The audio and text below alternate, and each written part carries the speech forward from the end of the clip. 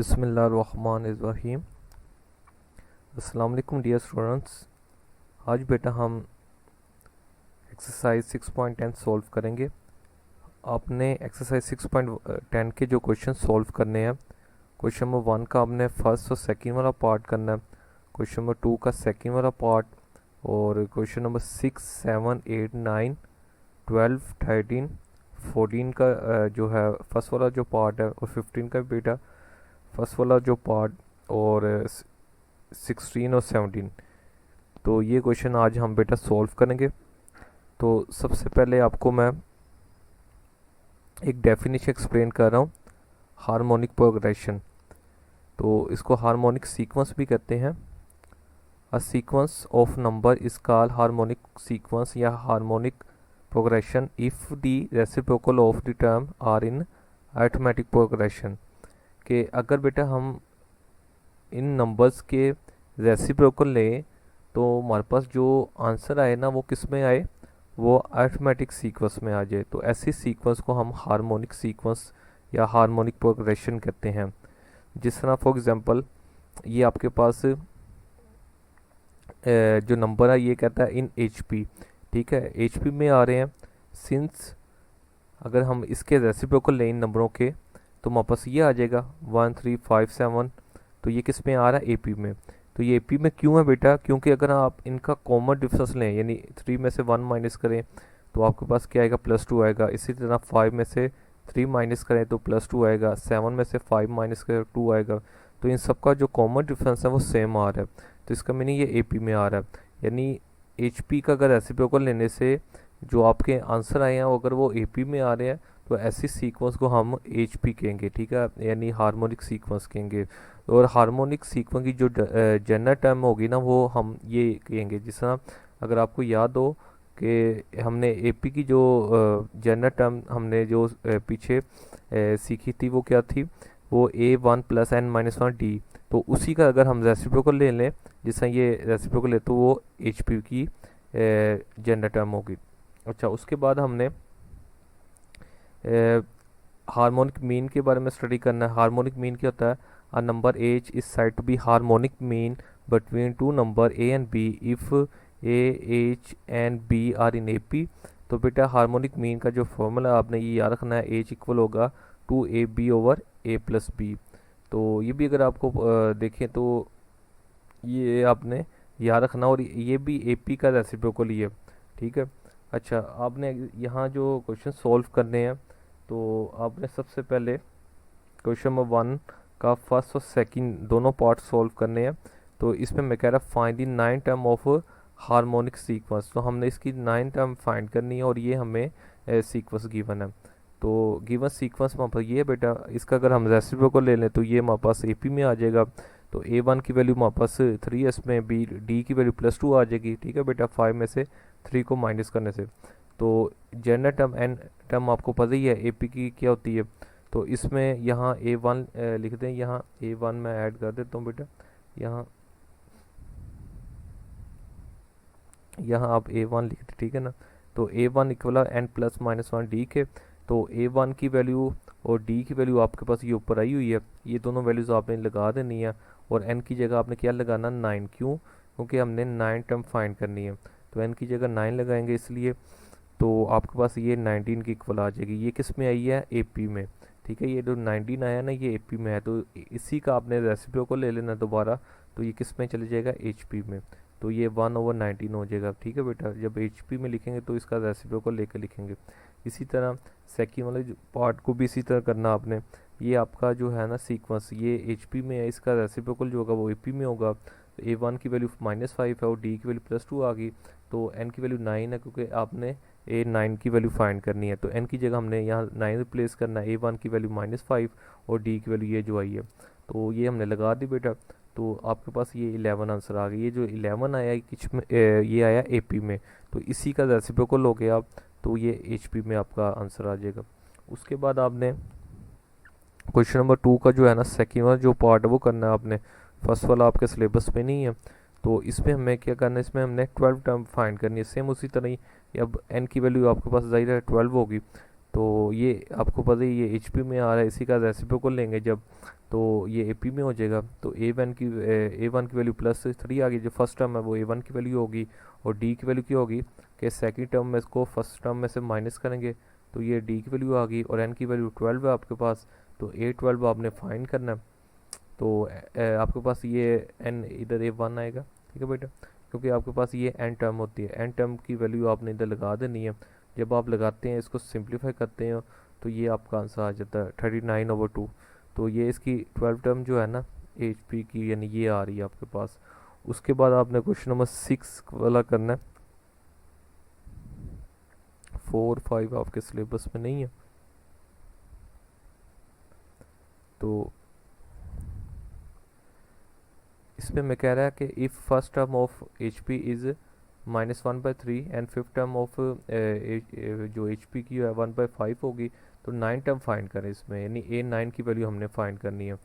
तो अगर first term जो है ना ये आ रही है, तो यानी A1 जो है आपका ये आ रहा है माइनस ए पी में, अगर ये एच पी में आ रहा है तो ए पी में जो फर्स्ट टर्म होगी A1 इसकी इक्वल होगा, और फिफ्थ टर्म एच पी की 1/5 है, और ए पी में क्या हो जाएगी 5 हो जाएगी। जब इसका हम रेसिप्रोकल ले लेंगे तो फिफ्थ टर्म जो होगी ए पी में ये आ जाएगी 5।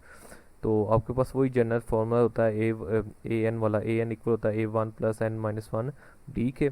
तो जब हम इधर 5 लगाएंगे तो इधर 4D आ जाएगा, यानी n-1 4 आ जाएगा, और A5 आपके पास 5 की इक्वल ही है।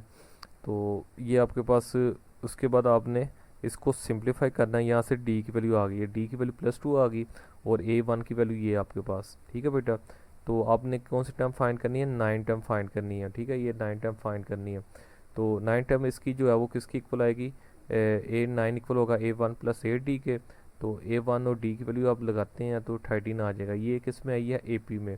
जब इसका रेसिप्रोकल लेंगे तो आपके पास 1/13 ये आंसर आ जाएगा, ठीक है बेटा। उसके बाद 7 वाला भी करना है। 7 वाले में कह रहा है इफ़ 5 इज़ HM यानी harmonic mean between 2 and B find B, तो B की वैल्यू इसमें फाइंड करनी है।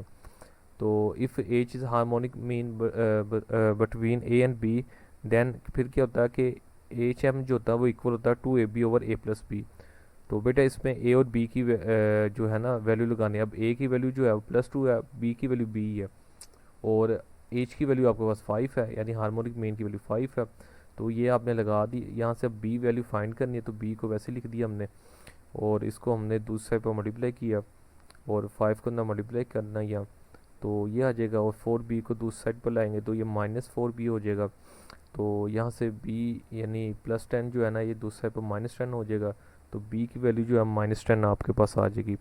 अच्छा 8 वाला भी करना है।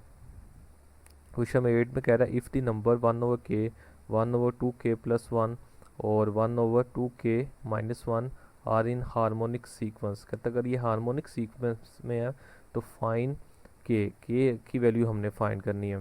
तो देखें ज़रा, अगर ये number are in A P, और इनके जब हम रेसिप्रोकल लेंगे तो वो किस में आएंगे, ए पी में आएंगे। और अब ए पी में जब होंगे तो इनका जो कॉमन डिफरेंस है वो सेम होगा, यानी सेकेंड टर्म को फर्स्ट में से माइनस करेंगे और थर्ड वाली को सेकंड में से, तो सेम आंसर आएगा। तो हमने इन दोनों को माइनस किया, उन दोनों को इक्वल रख लिया। उसके बाद हमने k+1 जो है आपका 2k - 2 के इक्वल आ गया, और इनको हम दूसरी साइड पर जब लाएंगे तो ये माइनस हो जाएंगे। तो यहाँ से जो k की वैल्यू है ये +3 आपके पास आ जाएगी। उसके बाद आपने क्वेश्चन नंबर 9 भी करना बेटा। तो 9 में कह रहा है कि फाइंड n, और ये जो आपके पास वैल्यू है में B harmonic mean between a and b। तो आइए इसको सॉल्व करते हैं। तो बाय डेफिनेशन हार्मोनिक मीन किसकी इक्वल होता है, इन एच इक्वल होता है 2AB और A+B के। लेकिन अब ये हार्मोनिक मीन आपका आ रहा है ए और बी के दरमियान, तो हम हार्मोनिक मीन यानी एच की जगह ये वैल्यू लिख देंगे। तो हमने एच की जगह ये वैल्यू रिप्लेस की, और 2AB और A+B वैसे, क्योंकि ये वैसी ए बी वैसी आ जाए लिख देंगे। अच्छा उसमें आपने ना एन की वैल्यू फाइंड करनी है, तो इसको हमने क्रॉस मल्टीप्लाई किया। तो ए को पहले हमने मल्टीप्लाई किया, ए को जब an+1 के साथ मल्टीप्लाई करेंगे an+2 आ जाएगा, और ए को जब इसके साथ करेंगे तो bn+1, और बी को जब इसके साथ करेंगे तो bn+1 आ जाएगा, यानी a की पावर n+1, और बी को जब इसके साथ करेंगे तो b की पावर n+2 आ जाएगा। इसी तरह हमने 2ab को अंदर मल्टीप्लाई किया बेटा। उसके बाद हमने क्या किया, ए एन प्लस टू वैसे ही आ गया और बी एन प्लस टू वैसे ही आ गया। और ये जो वैल्यू है ना ये दूसरी साइड पर जाके हो जाएगी माइनस होंगी। जब ये माइनस होगी तो ये सिंगल वैल्यू यानी प्लस टू की जगह ये सिंगल वैल्यू आपके पास आ जाएगी। उसके बाद हमने क्या किया कि ए वाली जो पावर है यानी ए की पावर एन प्लस वन जो है ये इसको हमने इस साइड पर ले आए और बी की पावर एन प्लस टू को दूसरी साइड पर ले आए। उसके बाद हमने एन प्लस वन, इन दोनों से एन प्लस वन कॉमन आ रहा है तो ये एन की पावर टू है ना ऊपर एन प्लस टू है, तो इधर एन की पावर जब वन कॉमन लेंगे तो एन की पावर वन बच जाएगी इधर अंदर, और इधर बी वैसे ही आ जाएगा। इसी तरह ये बी एन प्लस वन जब कोई कॉमन आएगा तो ये ए और यहाँ बी आपका रह जाएगा। अच्छा ए माइनस बी, ए माइनस बी, ये ए माइनस बी और ए माइनस बी आप इसमें कटिंग हो जाएंगे। तो ए की पावर एन प्लस वन और बी की पावर एन प्लस वन ये दोनों वैल्यू रह जाएंगी।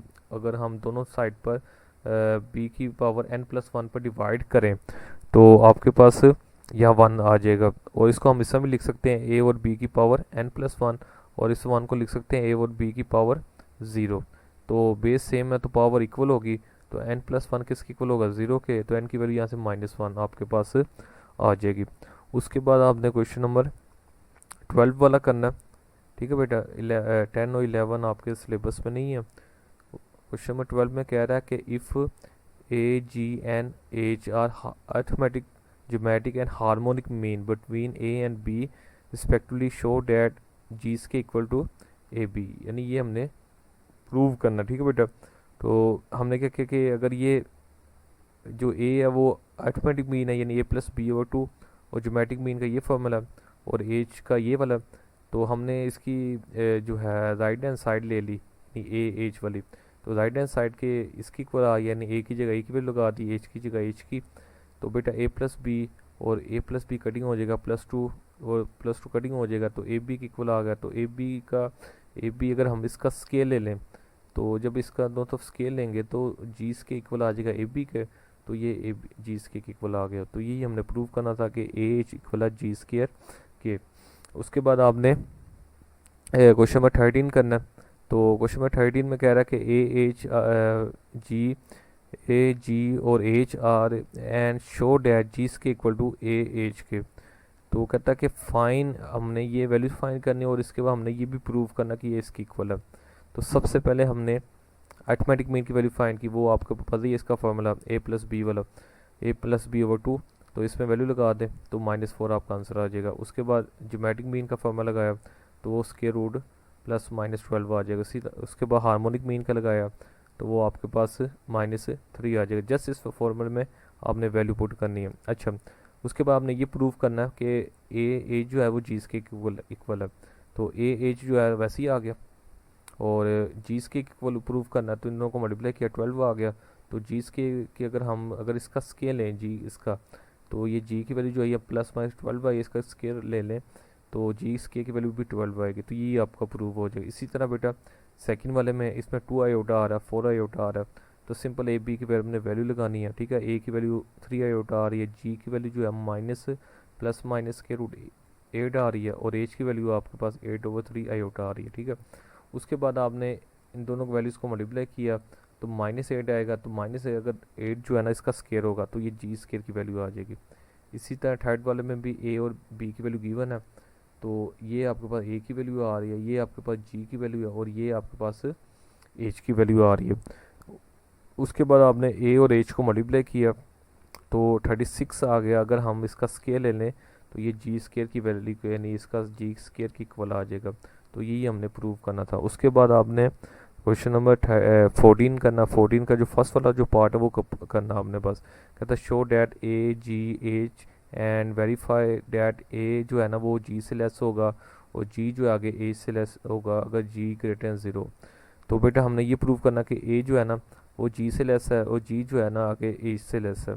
तो ए आपको पता है अर्थमेटिक मीन का फॉर्मूला ये होता है। तो इसमें वैल्यू लगाई ये 5 आ गया और जी की वैल्यू आपको +-4 आ गई, और जी ग्रेटर देन 0 है तो greater than 0 mean positive value लेनी है आपने जी की, तो ये +4 आपने ले लेनी है। क्योंकि आपके दो आंसर आ रहे हैं +-4, लेकिन उससे ग्रेटर देन 0 लेनी है। तो ग्रेटर देन 0 इससे क्वेश्चन में भी कहा हुआ ये देखें, तो ये आपने +4 ले लेनी है। एच की वैल्यू आपके पास 16/5 आ गई। तो हमने ये प्रूव करना है कि ए जी से ग्रेटर है और जी आगे एच से ग्रेटर है। अगर आप देखें तो ये 5 है, ये आपका आया 4 और ये लास्ट आंसर आया 16/5। तो 5 जो है वो 4 से ग्रेटर है, और 4 जो है ना आगे इससे ए जो है जी से लेस है, यानी ए की वैल्यू क्या है, ये आपकी 5 है, और ये आपका जो है ना ये आपकी कौन सी वैल्यू है, जी की। तो जी की वैल्यू आपके पास आई है 4, ठीक है, यानी 5 जो है वो 4 से ग्रेटर है, और 4 आगे 16/5 से ग्रेटर है, ठीक है, ये आपने प्रूव करना था। अच्छा, उसके बाद आपने क्वेश्चन नंबर 15 करना है, तो 15 का फर्स्ट वाला पार्ट करना है। तो इसमें हमने ये प्रूव करना कि ए जी से लेस है और जी आगे ए से लेस है, और यहाँ जी नेगेटिव है, ठीक है, ऊपर वाले में ग्रेटर है, यहाँ नेगेटिव है। तो ये देखें ज़रा, ए इसका आपने फर्स्ट वाला पार्ट ही करना है। ए की वैल्यू फाइंड की -5, जी की वैल्यू आपके पास -4 आ गई, और एच की वैल्यू आपके पास 16/5। तो -5 जो है लेस है -4 से, और -4 लेस आ गए -16/5 से। तो यही हमने प्रूव करना कि ए जो है वो जी से लेस है, और जी जो है आगे ए से लेस है। उसके बाद आपने क्वेश्चन नंबर 16 करना है। 16 में कह रहा है कि if the harmonic mean and arithmetic mean between two numbers are 4 and 9/2 respectively. तो कहता है अगर इनके दरमियान है फाइन दी नंबर, हमने वो नंबर फाइन कर, तो हमने फर्स्ट किया है वो नंबर ए और बी है।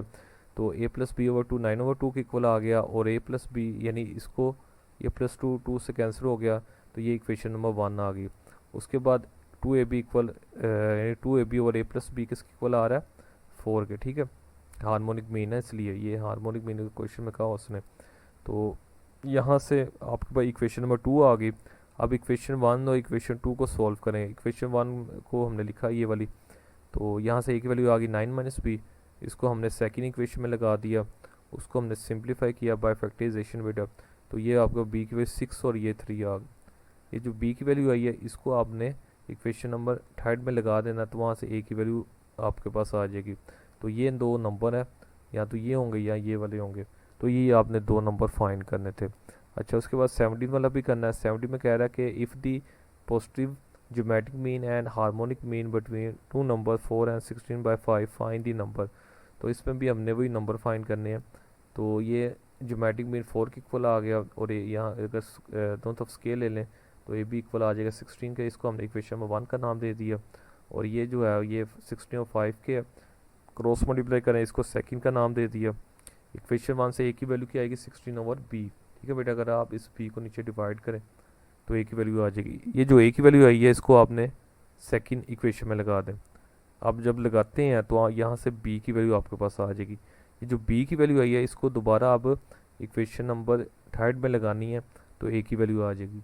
तो ये आपके पास +2 और +8 आपके पास आ रहे हैं, यानी ये नंबर आपके पास आ रहे हैं। तो ये दो नंबर होंगे जो हमने फाइंड करने थे।